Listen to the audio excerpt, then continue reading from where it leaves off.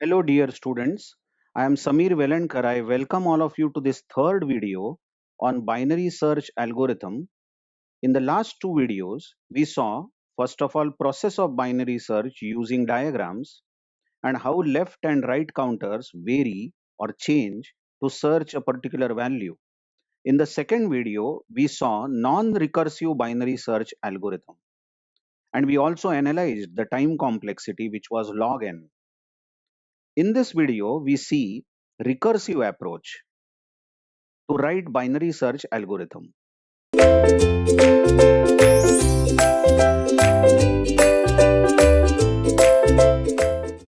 Let's start with the parameters of this recursive algorithm binary search. We are passing the array, then we are passing left index and right index of the array.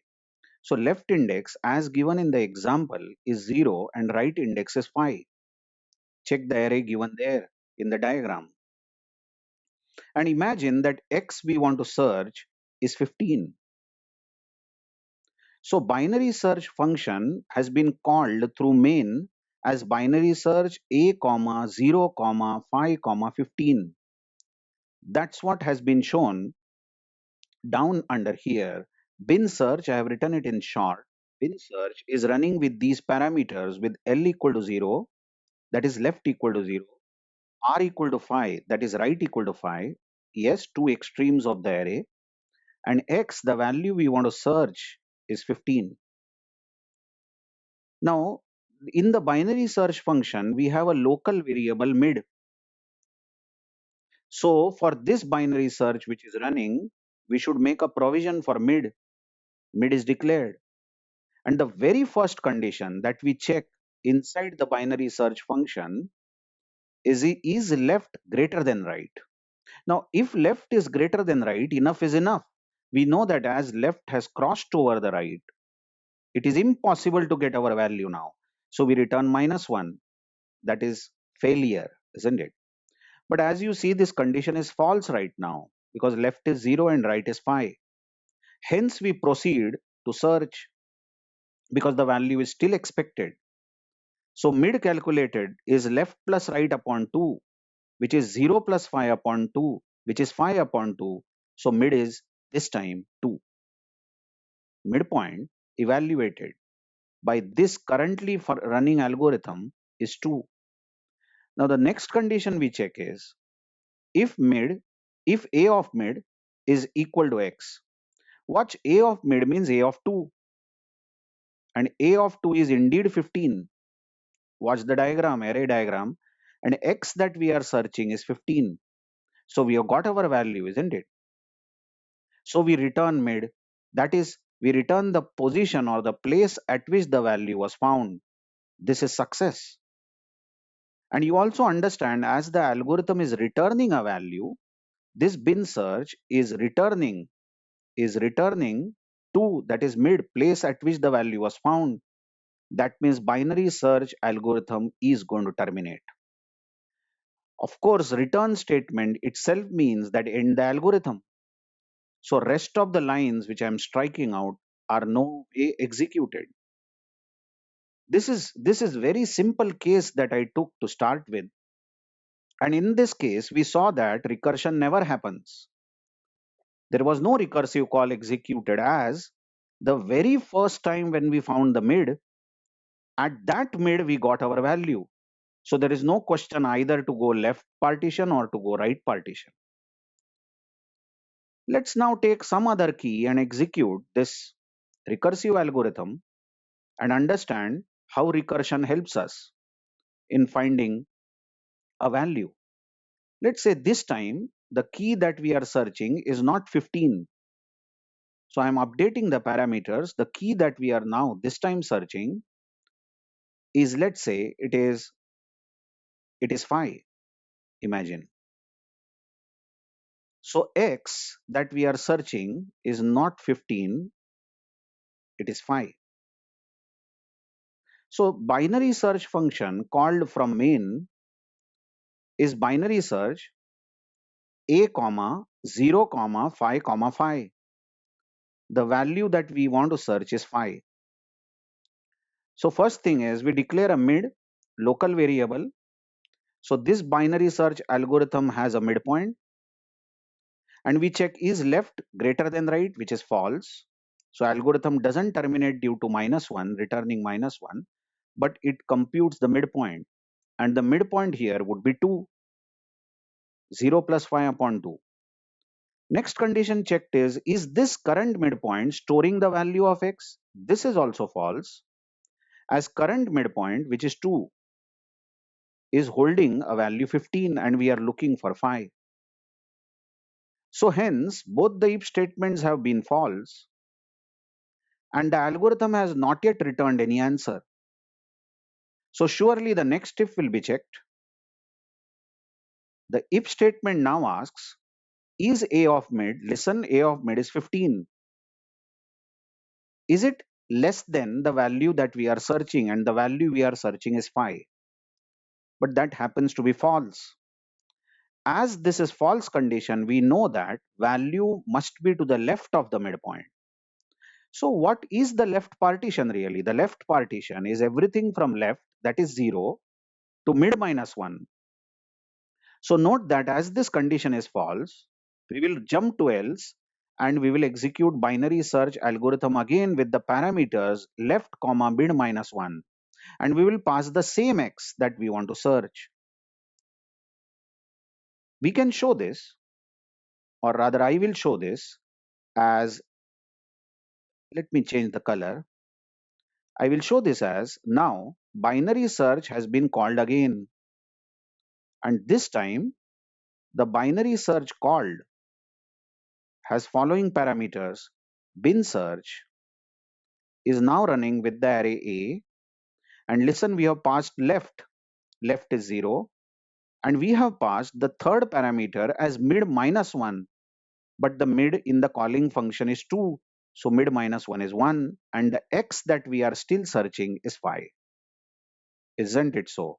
What that means is, now this binary search function is operating only from 0 to 1. And indeed 5, if present, must be there between 0 and 1. So you notice how left is 0 and right is 1. Okay, so if you now start this fresh function, if you start this function all over again, what are the parameters? The fresh parameters over here are left is still 0, but right is 1. And x that we are searching is 5. We again declare a midpoint. So this new binary search function will have its own midpoint. And we check is left greater than right, which is false because left is 0 and right is 1. We calculate the mid. Mid this time is going to be 0 plus 1 upon 2. That is 1 upon 2, and mid is going to be 0. So mid has appeared at the place 0. And now we ask the question, is the midpoint that we have found, is it storing x? Yes, it is storing 5. So we are going to return the success. We are going to return mid because the value was found at the place mid. You can watch that after returning the value, the algorithm will end and there won't be any more recursion held. So this way, the recursive approach can be thought of. The steps of the recursive approach, you can think of that given a partition from L to R. Don't say given an array, agreed that we are passing an array. But what we are doing is we are having an array and we are looking only from left to right. That means we are having a partition from left to right. The first question asked is left greater than right? If left is greater than right, story is over. You just return -1, return a failure. But if left greater than right is false, then only you continue searching by calculating the midpoint and immediately ask, is that midpoint storing your value? If it is storing the value, return success. But even if this condition is false, if a of mid is not storing x, then simply ask whether the value x is there in the left partition or right partition. That depends on the condition. If a of mid is less than x, then the value must be in the right part, and the right part is next to mid, that is mid plus 1 to right. Otherwise, the value is in the left part, and left part is from left to mid minus 1. And that is how the recursive binary search algorithm executes. Again, I will appeal all of you to take some array of your own, sorted array, take some value, purposely take a value which is absent, because that is the worst case. Worst case of any searching technique is if the value that we are searching for is not present in the array. And with that example where the value is absent, you will see that recursion will occur again and again, and a stage will be reached when left will be greater than right, and the algorithm will return -1. By the way, the time complexity of this recursive algorithm, we are not learning as such, we are not deriving.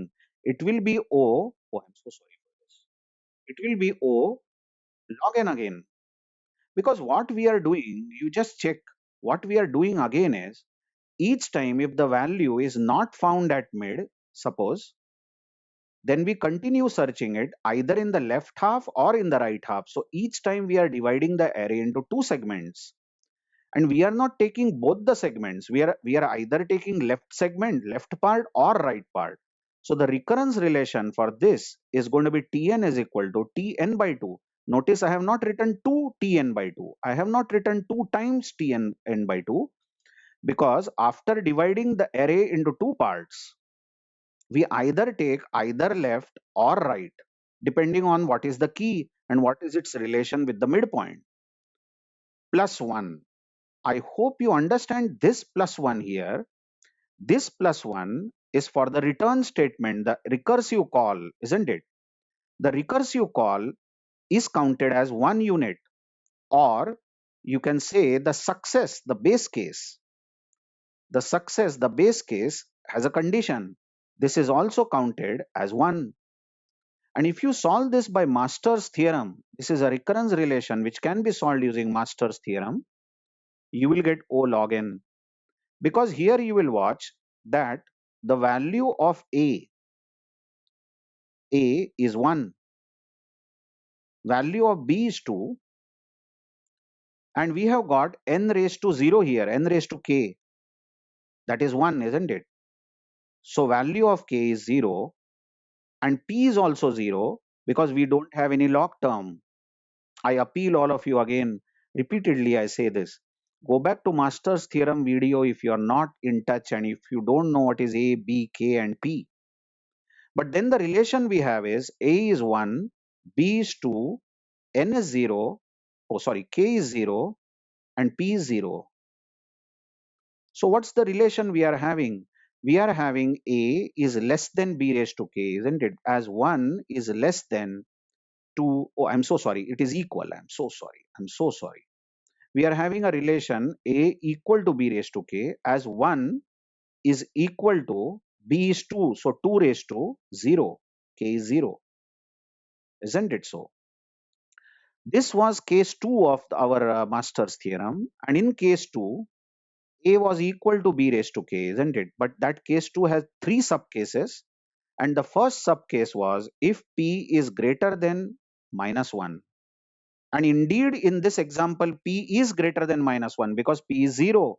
0 is greater than -1. Then in that subcase, it was written that Tn is given as O of n to the power log of A to the base B into log of n raised to P plus 1. This was log raised to P plus 1, but it is log of n to the base 2. So substituting the values now, Tn is going to be big O of n to the power log of A is 1 and B is 2, isn't it? Log of 1 to the base 2 and log of n to the base 2 raised to P plus 1, but P is 0. So 0 plus 1, that makes it log raised to 1. By the way, log of 1 to the base 2, this term, log of 1 to the base 2 is 0. So this is n raised to 0, isn't it? N raised to 0 is going to be 1. So what we are left out is with log of n. That's Tn, isn't it? Anyway, it was not necessary for me to explain how this recurrence relation gets solved using Master's theorem.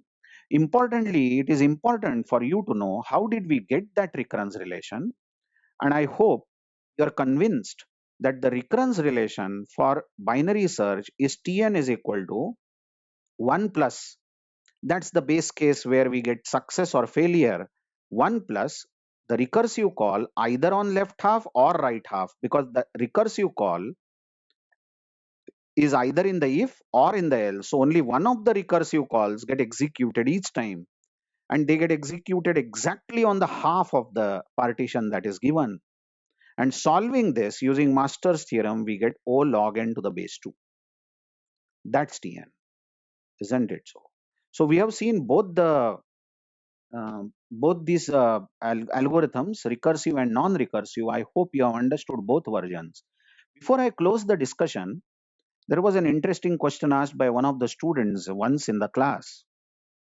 I hope you will also find that interesting. What student suggested that, sir, you are saying that each time you find out the midpoint, each time you find midpoint, you do the comparison and you are counting the comparison. But then each time you find out the midpoint, here we go, each time you find out the midpoint, you check one of these conditions. If a mid is equal to x, and suppose this is false, then you are checking one more condition. Just check. That means you are doing two comparisons for each mid, isn't it? Every time you find mid, you are doing two comparisons. How are you counting it as one comparison, isn't it? Okay, I agree. Let's count it as two comparisons each time. But then what you are going to get, you are going to get 2 into log of n to the base 2. Just check this. You will get this 2 into log of n to the base 2, because number of times you can divide an array into two halves, isn't it? Into two halves. Each time you can divide the array leaving out the midpoint is log of n to the base 2. If you had n as 8, next time you will get 4 elements, next time you will get 2 elements, isn't it? And last time you will get 1 element when you will terminate the search. So your search started from here, 4 by 4 elements, 2 by 2 elements, and 1 by 1 element. But if you are saying, if you are claiming that each time there are two comparisons done, okay, with this midpoint there were two comparisons, with this midpoint there were two comparisons, and with the last midpoint there were two comparisons. But how many times did we find midpoint? We found midpoint 3 times. That means it is log of 8 to the base 2, and each time we did two comparisons. So it will still come out as 2 log n to the base 2, which is of the order log of n to the base 2, because in the big O notation, we simply drop the multiples which are constants. So this is not going to make any difference, isn't it? But good observation by that student. And we got a chance of saying, okay, if you want to count exact frequency if you want, you will get 2 into log n to the base 2. But then ultimately it is going to drop down to log of n to the base 2 in the big O notation.